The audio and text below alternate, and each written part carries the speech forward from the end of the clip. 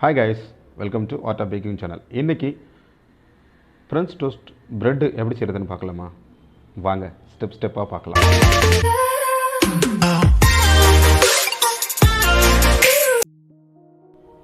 முதல்ல bread recipe நம்ம எடுத்து வச்சுக்கலாம். இது bread flour. நான் எல்லா வீடியோலயும் தனியாக மென்ஷன் பண்ணுவேன். எதுக்குன்னா இந்த ஃப்ளார் போடும்போது bread flour, cake flour, biscuit ஃப்ளார்னு தனியாக மென்ஷன் பண்ணுவேன். எதுக்காக அப்படின்னா இந்த மூணுத்துக்கும் தனித்தனி வேரண்டி இருக்குது. பிரெட் ஃப்ளார் அப்படின்றது குளுட்டன் கண்டென்ட் அதிகம், கேக் ஃப்ளார் அப்படின்றது மீடியமாக இருக்கும், பிஸ்கட் ஃப்ளார்ன்றது கேக் ஃப்ளாரோட குளுட்டன் கண்டென்ட் கம்மியாக இருக்கும். இப்போ உங்களுக்கு ரெசிபி ஓடிட்டே இருக்கும். இதில் நீங்கள் அதை பார்த்து எடுத்து வச்சுக்கலாம்.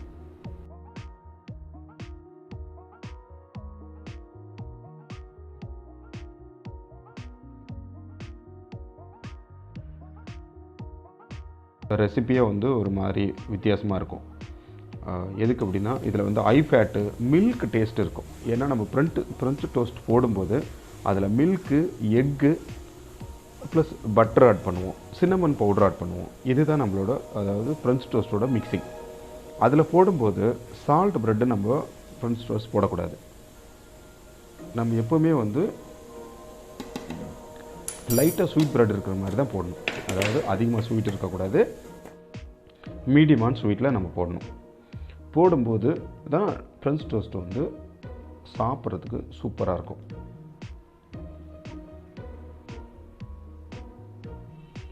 ஆக புதுசாக வர்றதா இருந்தால் என்னோடய சேனலை சப்ஸ்கிரைப் பண்ணிவிட்டு ஒரு லைக் ஒன்று பண்ணிட்டு கீழே ரெட் கலர் பட்டன் இருக்கும், அதை டச் பண்ணிங்கன்னா ஒரு பெல் ஐக்கான் இருக்கும். அதில் ஆல்னு கொடுத்தீங்கன்னா நான் போடுற ஒவ்வொரு வீடியோவாக உங்களுக்கு நோட்டிஃபிகேஷனாக வந்துட்டுருக்கும். ஸோ நீங்கள் எந்த வீடியோவும் மிஸ் பண்ணாமல் நீங்கள் தாராளமாக பார்க்கலாம். ஸோ இப்போது மிக்சிங் எடுத்தாச்சு. வாட்ரு முதற்கொண்டு நம்ம வே பண்ணி வச்சுக்கலாம். வாட்டர் பார்த்திங்கன்னா 420 ml. ஏன்னா பேக்கரி ரெசிபிகளை பொறுத்த வரைக்கும் நம்ம ரெசிபின்றது ரொம்ப ரொம்ப இம்பார்ட்டண்ட். இப்போ மிக்சிங்கில் போட்டோம். மிக்சிங் போடும்போது என்ன அப்படின்னா இதில் ஈஸ்ட்டை தவிர மற்றது எல்லாமே போட்டுருங்க. எல்லாம் போட்டுட்டு லைட்டாக மிக்ஸ் ஆன உடனே அதில் ஈஸ்ட் ஆட் பண்ணுங்கள். ஈஸ்ட் ஆட் பண்ணுறது அது ஓடிக்கிட்டே இருக்கணும். கிட்டத்தட்ட ஒரு 16 நிமிஷம் ஓடணும். அதுக்கு முன்னாடி நம்ம இந்த ப்ரெட்டு வச்சு ரெடி பண்ணுறது, நம்ம டேபிளில் வைக்கிறது, இது எல்லாமே ரெடி பண்ணி வச்சுக்கலாம். இப்போ நான் நம்ம டேபிளில் வைக்கிறது இது எல்லாமே ரெடி பண்ணி வச்சுக்கலாம். இப்போ நான் ப்ரெட்டுக்கு கிரீஸ் பண்ணிகிட்ருக்கேன். கிரீஸ் பண்ணுறது நம்ம பட்டர் கூட ஆட் பண்ணலாம், இல்லை கேக்கோட மார்வும் இருக்கும், அதை கூட ஆட் பண்ணிக்கலாம். இது நான் ஆட் பண்ணி வச்சுருக்கேன்.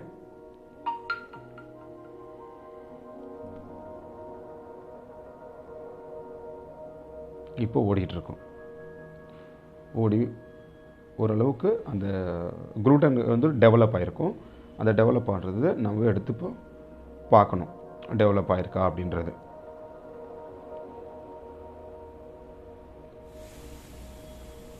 இப்படி எடுத்துட்டு அந்த மாவு எடுத்து இந்த மாதிரி ரவுண்ட் பண்ணி வச்சுக்கணும். ரவுண்ட் பண்ணிவிட்டு ஒரு 2 மினிட்ஸ் 1 or 2 மினிட்ஸ் அங்கே வச்சுட்டிங்கன்னா அது குளுட்டன் கண்டென்ட் இந்த மாதிரி ஒரு பேப்பர் மாதிரி குளுட்டன் கண்டென்ட் உங்களுக்கு தெரியும். அது தெரிஞ்சால் தான் உங்களுக்கு அது கரெக்டான அளவுக்கு மாவு டெவலப் ஆகிருக்கு அப்படின்னு சொல்கிறது தெரியும் நமக்கு. இங்கே பாருங்கள், இந்த மாதிரி பேப்பர் மாதிரி இருக்கணும்.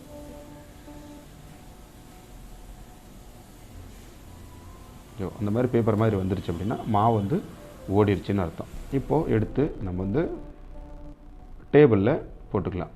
அதுக்கு முன்னாடி டேபிளை சுத்தமாக க்ளீன் பண்ணிடுங்க. எந்த டஸ்ட்டுமே இருக்கக்கூடாது. லைட்டாக கீழே டேபிளில் ஆயில் அப்ளை பண்ணுங்கள். அப்ளை பண்ணால் தான் உங்களுக்கு கீழே ஒட்டாது. இப்போது நம்ம எடுத்து போட்டாச்சு. இது என்ன பண்ணணும் அப்படின்னா இப்போ ஒரு 15 மினிட்ஸ் ரெஸ்ட் கொடுத்துடணும். அதுக்கப்புறம் எடுத்து டிவைட் பண்ணணும்.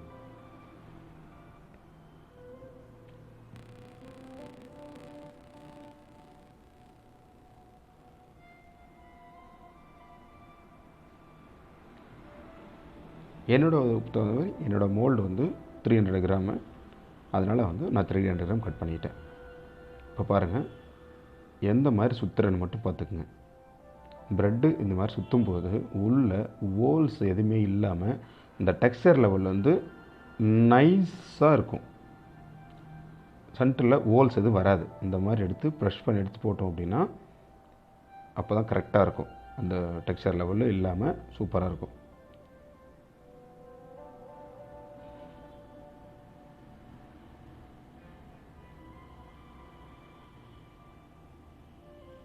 இது போட்டு முடிச்சிட்டோம்.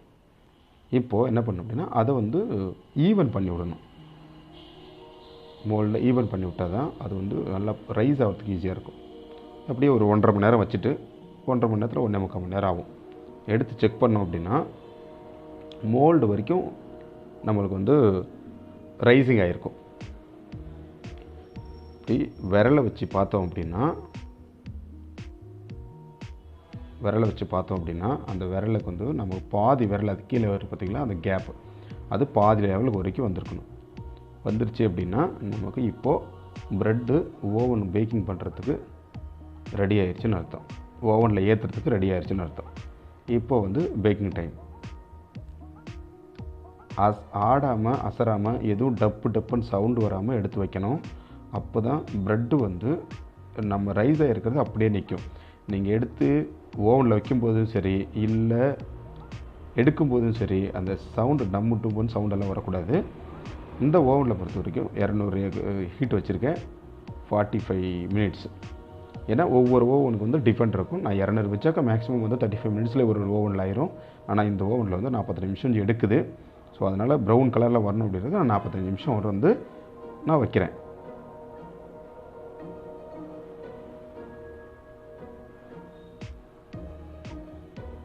இப்போ வந்து இறங்குற நேரம்.